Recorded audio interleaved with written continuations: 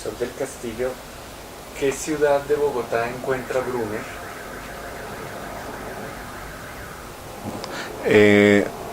Brunner llega en 1933 a Bogotá y lo que encuentra es que Bogotá salió del viejo casco antiguo y ha iniciado un proceso de crecimiento en lo que se considera la periferia.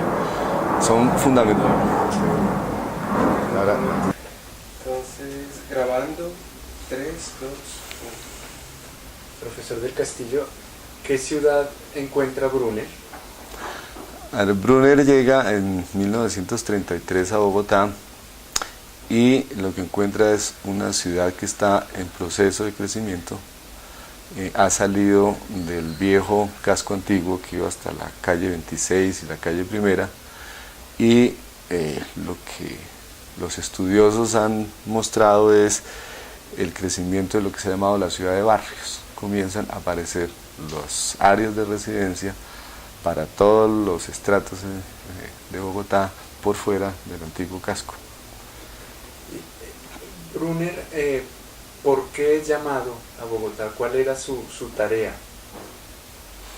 Brunner estaba trabajando en Chile, ya se conocía como un urbanista que tenía experiencia en América Latina, y en Bogotá, después de haber llamado a un urbanista norteamericano, a Harlan Bartolomeu, que fue llamado en 1930 por el presidente Olaya Herrera,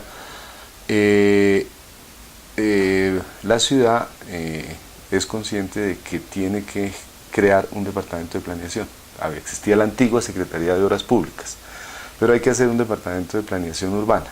Y entonces a Brunner lo llaman para crear y dirigir la primera oficina de planeación de Bogotá.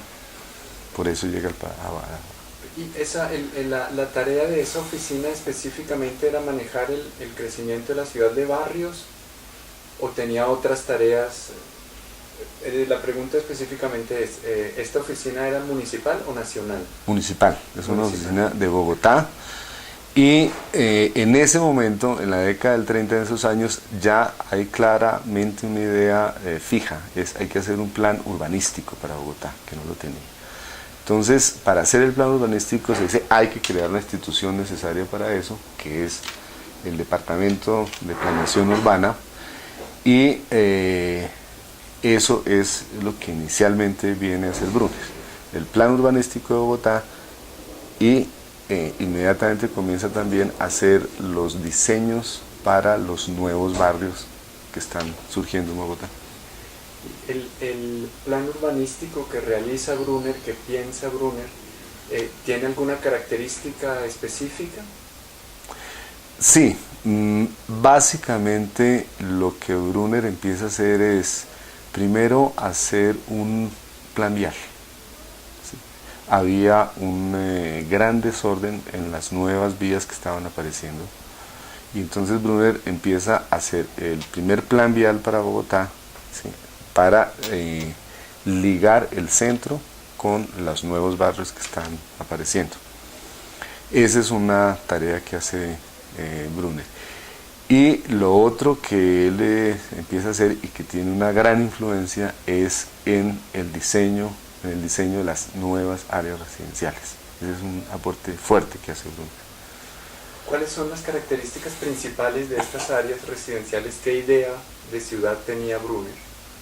En Bogotá había un problema muy serio con los nuevos barrios, y eran básicamente lo siguiente: los pocos barrios que se estaban haciendo para estratos de muy altos ingresos eran barrios que se estaban, digamos, imitando de barrios que se hacen en algunas ciudades europeas y norteamericanas. Pero esos son muy pocos barrios. La gran cantidad de barrios se están haciendo con un concepto muy pobre, ¿sí? El área de residencia básicamente es un loteo del suelo, una parcelación de manzanas y una venta que hacen los loteadores a los hogares para que hagan su vivienda. Entonces, el barrio que se está haciendo es de muy baja calidad urbanística. Hay muy poca tradición en Bogotá para hacer áreas residenciales. Entonces, fundamentalmente lo que se está haciendo es loteo, simple y llanamente.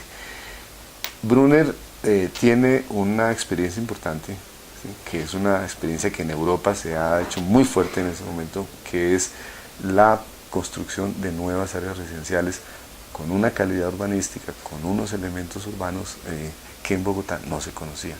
Y eso es lo que él empieza a aportar, una idea de barrio, de área residencial, con una calidad urbanística importante, con unos elementos que no se incorporaban, distintos al simple loteo de las manzanas y la parcelación de los lotes.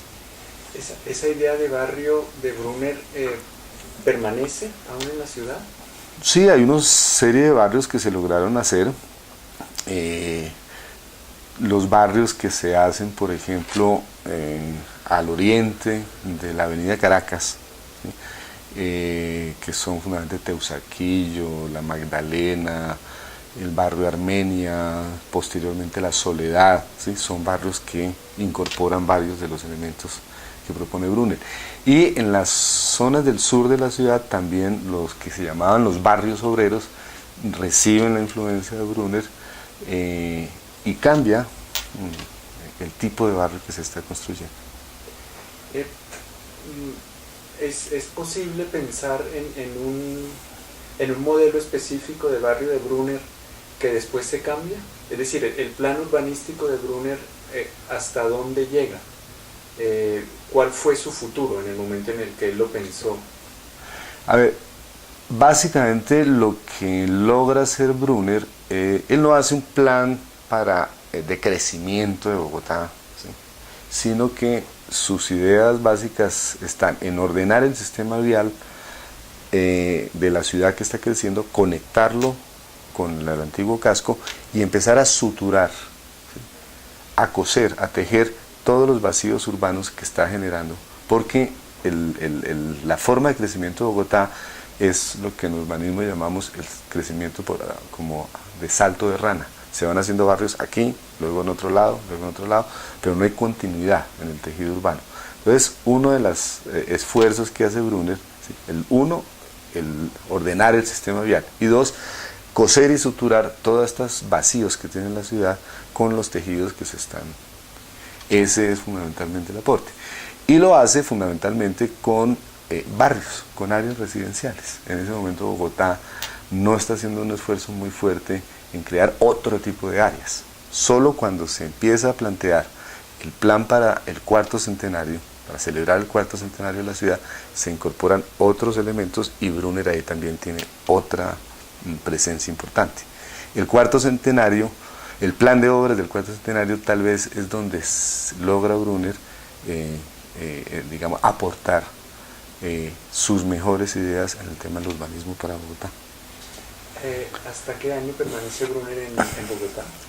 Brunner está en Bogotá hasta el 48, si no recuerdo mal, pero él trabaja en Bogotá, en la oficina de planeación de Bogotá y en los planes para Bogotá del 33 al 38. Del 38 al 48 él es asesor del gobierno nacional y consultor privado, pero en Bogotá dura 6 años básicamente dirigiendo la oficina de planeación. ¿Y el plan de Brunner en esa oficina fue realizado en su totalidad o...? No. En lo que respecta al plan vial, parte de las obras, de algunas propuestas que hace, se realizan, ¿sí? Hay mucha discusión con algunas de las propuestas que él hace. Y esas no se realizan. Posteriormente, digamos hacia el año 45, en donde se hace otro nuevo plan vial, ahí, sobre todo la Sociedad Colombiana de Arquitectos, discute mucho la idea de Brunner que tiene para el trazado vial de la ciudad. Probablemente lo que más se realiza en Bogotá es los aportes que hace en el tema de los barrios y de las áreas residenciales. ¿Por qué hay discusión respecto a ese plan de Brunner? Probablemente porque en ese momento está entrando otra corriente del pensamiento urbanístico, digamos la corriente del movimiento moderno liderada por Le Corbusier, se ha planteado traer a Le Corbusier a Bogotá y se considera, o por lo menos la Sociedad Colombiana de Arquitectos considera que Brunner es un poco arcaico, ¿sí? Que ya está un poco pasada de moda sus ideas sobre los trazados urbanos y los trazados viales, y entonces hay una discusión fuerte con la idea de digamos, muy afín a las ideas del movimiento moderno y a las ideas del Le Corbusier. Respecto a la ciudad moderna, la permanencia de Brunner o de ese otro modo de urbanismo, ¿cuál de las dos ha influido más en la construcción de la ciudad hasta hoy? Es difícil hacer esa valoración, ¿no? Yo diría que en el campo de las áreas residenciales, ¿sí? El aporte que hace Brunner tuvo proyección y continuidad. En la idea de cómo debía ser urbanísticamente Bogotá, tiene mucho más fuerza las ideas que propone Le Corbusier y que son más aceptadas por la dirigencia en Bogotá, por los arquitectos y por los urbanistas.